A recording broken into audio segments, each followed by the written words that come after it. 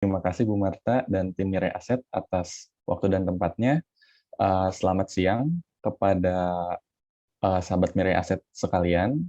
Untuk pertemuan keempat ini, saya akan sharing mengenai hal-hal apa saja yang saya pelajari setelah menjalani HOTS Championship Season 4 dan bagaimana cara saya untuk memenangkan kompetisi tersebut. Next. Sebelumnya, seperti biasa, disclaimer on terlebih dahulu, bahwa semua yang saya sampaikan pada pertemuan kali ini merupakan pure sekedar sharing. Tidak ada ajakan atau paksaan dari saya untuk mengikuti metode ini, jadi tolong alangkah lebih baiknya difilter kembali dan disesuaikan dengan kondisi diri sendiri untuk trading plan-nya.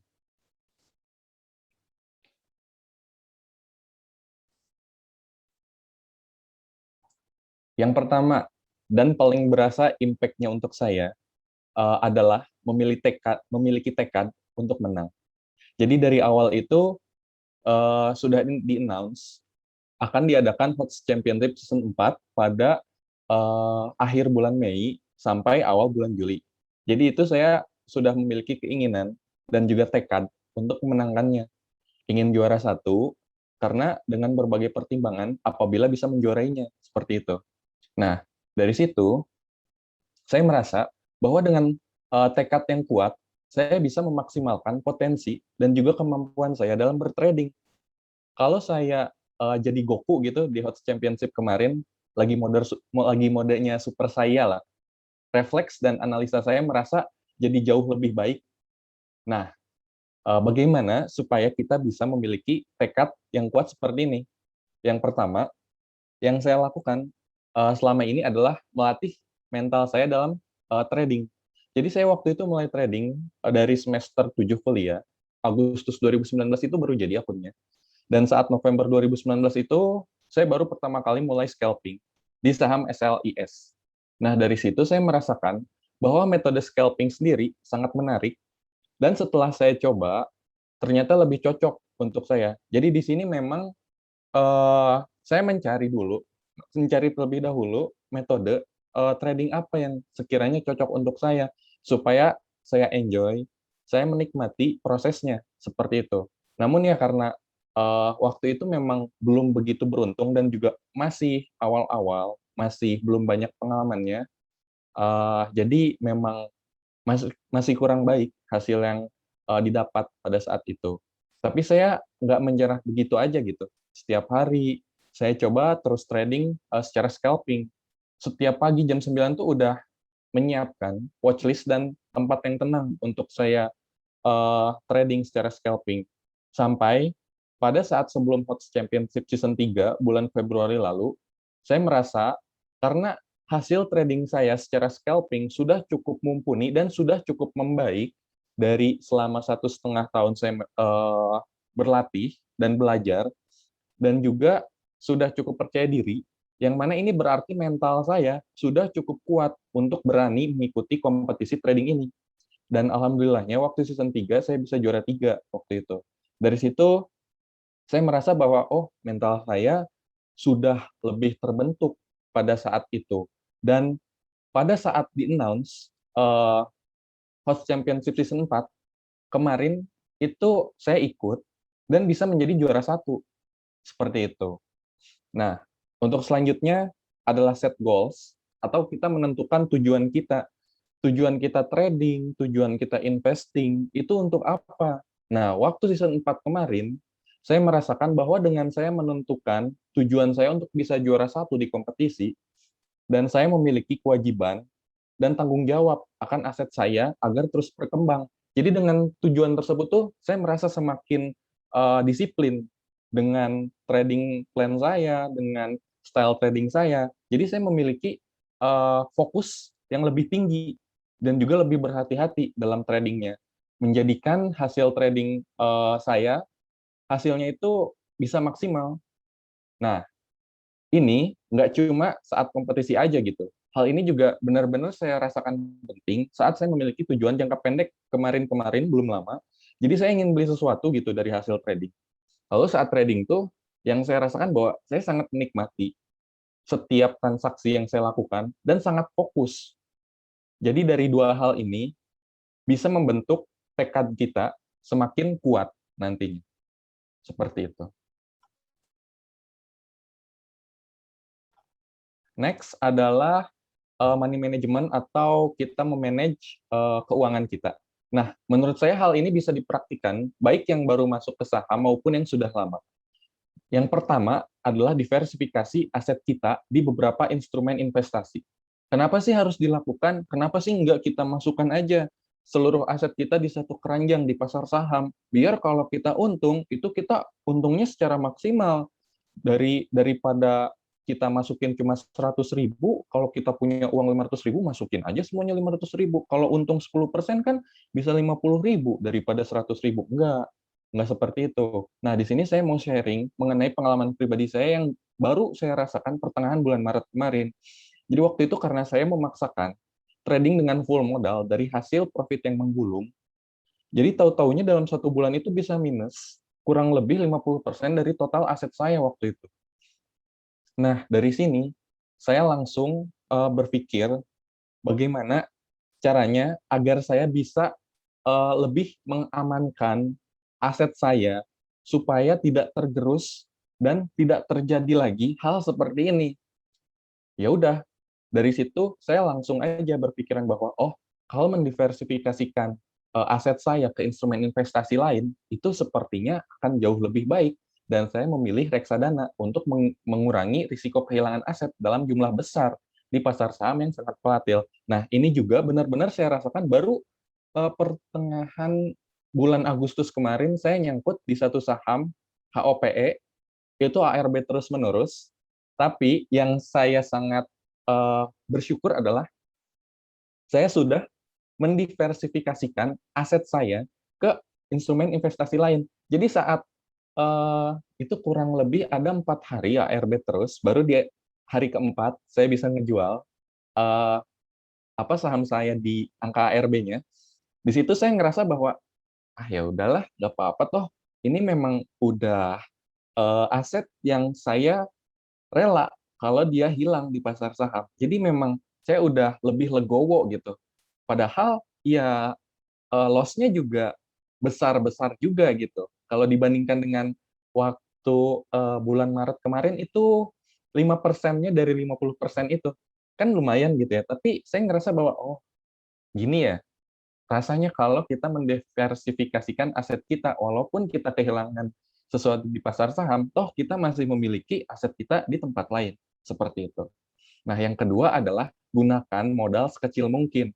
Gunakan modal yang memang kita rela kalau ini hilang, yang memang sudah terukur risikonya oleh diri kita sendiri.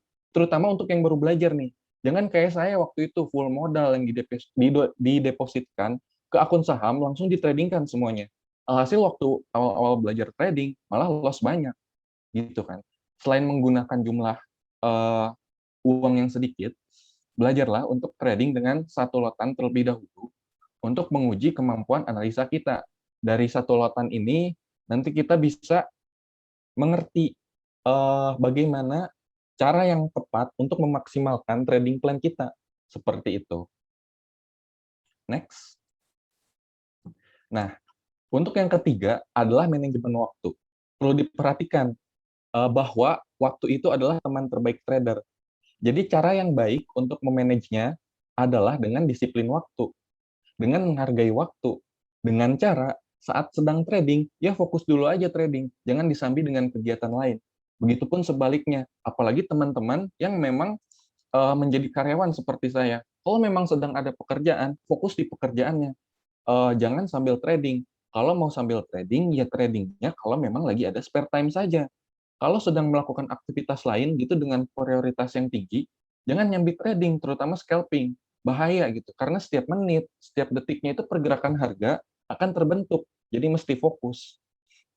Nah, dan yang kedua adalah tahu waktu kapan kita harus trading dan kapan harus stop trading. Nah, menurut saya, jam-jam aktif trading itu yang volatilitasnya sangat tinggi di 15 sampai 30 menit pertama awal market buka adalah merupakan jam yang terbaik menurut saya untuk scalping, karena di situ kita bisa melihat pergerakan harganya sangat volatil, dan trennya itu bisa kita ikutin, tidak terlalu rumit gitu mengikutinya. Lihat aja yang sedang naik terus, seperti itu. Dan setelah itu menurut saya hindari scalping, karena pergerakan market itu cenderung lebih tenang. Jadi secukupnya saja lah, scalping itu supaya nggak stres. Dan kalau dirasa sudah mencukupi target harian yang dibuat, itu cepat-cepat berhenti.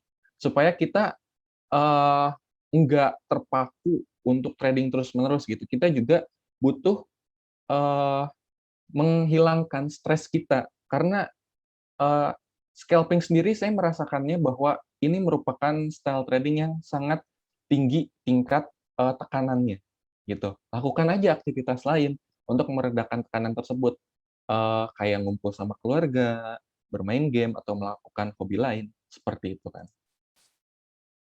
Next.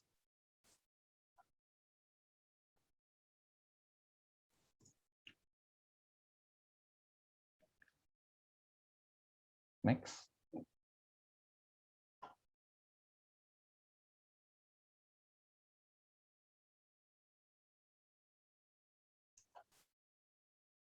Slide-nya boleh di next. Slide. Ya. Lalu untuk yang terakhir, ini kita tuh harus selalu mau untuk berprogres. Karena sejatinya kita ini manusia, kan kita ini hidup ingin terus maju dan berkembang kan, nggak mau ngestak di satu titik aja gitu. Nah, oleh karena itu, jangan malas untuk selalu ingin berprogres. Terutama kita itu sebagai trader, di aktivitas trading kita, ya semakin lama seharusnya bisa semakin baik. Kita semakin banyak yang kita pelajari, semakin banyak yang kita ambil, dan semakin eh, baik gitu eh, trading kita. Saya pribadi suka melakukan review secara berkala, mulai dari harian, mingguan, sampai ke bulanan.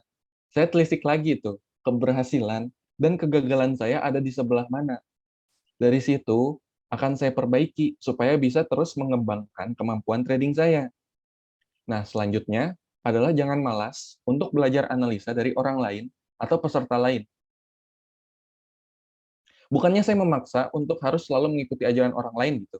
Tapi kalau kita bisa terbuka dengan ilmu baru dari orang lain, yang siapa tahu bisa menambah insight baru untuk diri kita dan bisa kita terapkan di trading plan kita kan. Nah, untuk yang terakhir sendiri adalah harus selalu mempunyai keinginan untuk mencari lebih. Dalam artian jangan hanya stuck di saham tertentu saja gitu. Karena kita kan nggak selamanya saham itu kan nggak selamanya bakal menghasilkan cuan gitu kan. Terlebih ada berapa ratus saham di bursa kita itu. Kita tuh harus bisa lebih terbuka lagi dengan saham-saham lain yang belum sempat kita explore, pelajari dengan teknik satu lotan, hingga kita menemukan pola dan karakternya, supaya watchlist kita bisa lebih lebar nantinya. Seperti itu. Next. Untuk closing statement dari saya di minggu keempat ini adalah dedikasi ditambah kerja keras dan sedikit keberuntungan akan menghasilkan sebuah kesuksesan. Ini real, saya rasakan sendiri. Jadi untuk sahabat Mirai Aset yang sedang berjuang dengan tradingnya, dengan investingnya, dengan style trading apapun itu, jangan cepat menyerah dalam tradingnya, maupun di hal-hal lain. Terus kejar keinginan kita sampai kita menemukan titik di mana kita bisa menikmatinya. Seperti itu. Next. Jadi untuk contoh video trading lainnya sudah saya upload di Instagram saya, bisa dicek di @mubarakhbn. Nanti di situ sudah saya berikan contoh yang sama kurang lebih seperti yang saya berikan di video mentoring waktu week 2. Sekian dan terima kasih. Baik, terima kasih Mas Iban untuk materinya di minggu yang keempat ini. Jadi, sahabat Mirai Aset, kalau misalnya sekarang masih di ranking 8.000, 12.000, tetap nggak boleh putus asa ya Mas Iban. Benar, Bu Marta. Saya juga Jadi dulu waktu season 3, season 4 nggak langsung ujuk-ujuk 10 besar kok. Saya struggle dulu. betul. Jadi kalau misalnya sekarang masih di rankingnya ribuan, disyukuri aja. Tapi tadi tuh Mas Iban udah sempat pesan bahwa resep kesuksesan itu adalah dedikasi ya Mas Iban, plus kerja Benar, keras gitu ya. benar. Mayoritas Jadi di gimana Mas dua Iban? itu, iya benar. Mayoritas di dua itu. Karena keberuntungan itu hanya sedikit lah porsinya di dalam kehidupan kita. Oke, sip, setuju Mas Iban. Mas Iban, kalau misalnya nih tadi kan Mas Iban sempat cerita bahwa kalau misalnya mau sukses, mau jadi juara, kita harus punya mental juara dulu ya. Benar, Bu. Nah, Mas Iban, dalam proses Mas Iban nih membentuk mental itu Mas Iban berproses berapa lama, Mas Iban kemarin? Saya waktu itu kan memang daftar akun tuh Agustus 2019, cuma Mm-mm, memang saya baru mencoba-coba trading secara scalping itu dari November 2019. mm-mm, Dan jadi dari November 2019 sampai kurang lebih berarti Februari 2021 itu saya mm-mm. berproses. Satu Baru setengah bisa, tahun ya. iya hampir 1,5 tahun, Mbak. Berarti kalau misalnya sahabat Mira Eset mungkin baru mulai 1 bulan atau 3 bulan begitu ya, itu hal yang wajar ya berarti Mas Iban. Benar, Bu. Jadi, Jadi memang setiap proses itu nggak sama. Jadi tolong kalau misalnya teman-teman sekalian, wah udah setahun nih, udah 2 tahun, udah 3 tahun nggak menghasilkan, kita nggak boleh nyerah gitu. Kalau memang kita tahu ini yang kita senangi, ya jangan cepet, "Ah, udah deh nggak bisa, nyerah aja," jangan gitu. Terus dicoba sampai kita menemukan titik terangnya gitu. Saya aja 1,5 tahun baru bisa. Bahkan yang saya tahu Mas Bokti sendiri itu 8 tahun baru bisa seperti sekarang. Jadi masih banyak waktu untuk berproses. nah ini ada satu lagi nih kata, kata kuncinya yang tadi kata Mas Iban sampaikan, sesuatu yang kita sukai gitu ya. Jadi memang Iya, ini sesuatu yang kita minati, kita ingin dapatkan, kita inginkan gitu ya. Ya harus kita kejar terus gitu ya Mas Iban. benar Bu. Apapun yang kita inginkan memang harus kita kejar. Kalau nggak dikejar ya gimana kita bisa mendapatkannya gitu. Betul, siap. Mas Iban, kalau misal ini ada yang nanya nih Mas Iban, pernah nggak sih kepikiran jadi full time trader? Pernah dan masih saya pertimbangkan sampai saat ini. Jadi saya masih melihat bagaimana konsistensi saya di trading secara harian, terutama kalau misalnya memang sudah oke nih, mungkin suatu hari nanti saya mau resign dari pekerjaan saya dan melanjutkan sebagai full time trader. Jadi tetap ada cita-cita ke arah sana gitu ya Mas Iban? Benar Bu, karena ya memang trading sendiri menurut saya eh, benefitnya itu cukup banyak gitu. Selain jam kerja yang fleksibel, tempat kerja juga fleksibel, itu ya jam kerjanya tidak ditentukan harus berapa jam dalam sehari, enggak. Kita tinggal terserah-serah kita aja kalau trading tuh. Kalau kita sudah merasa cukup dalam 1, 2 jam pertama trading, udah kita bisa melakukan aktivitas lain seperti itu kan.